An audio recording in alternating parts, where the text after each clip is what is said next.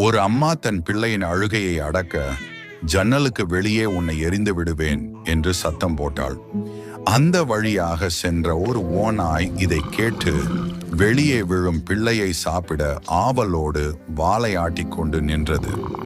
நேரம் செல்ல செல்ல பிள்ளை அழுகையை நிறுத்தி தூங்கிவிட்டது. ஓநாயும் தூங்கிவிட்டது.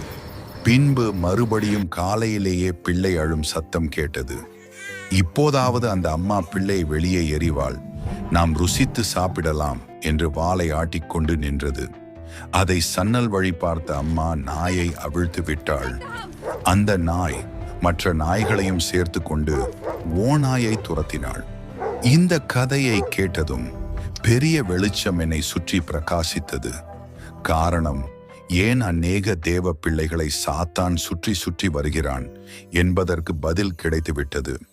1 பேதுரு 5:8 பிசாசானவன் கெர்ச்சிக்கிற சிங்கம் போல எவனை விழுங்கலாம் என்று வகை தேடி சுற்றித் திரிகிறான். எதற்காக அவன் வகை தேடுகிறான் என்று எனக்கு சந்தேகம் இருந்து கொண்டே இருந்தது. பாவம் அவனை சொல்லியும் குற்றமில்லை. காரணம், அவனை ஆசை காட்டுவது நாம் தான். நம் வாயின் வார்த்தைகளை அவன் கவனித்துக் கொண்டிருக்கிறான்.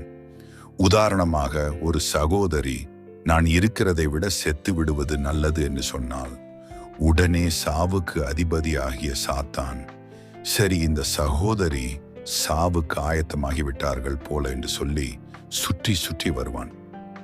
உங்கள் வாயில் விசுவாச வார்த்தைகளை பேசுங்கள் என்று பாஸ்டர் சொன்னால் கேட்க மாட்டேன் என்கிறீர்கள் அல்லவா?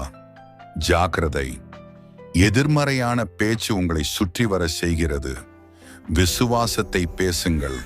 விசுவாச வார்த்தையை பேச பேச சாத்தான் உங்களை விட்டு ஓடி போவான்.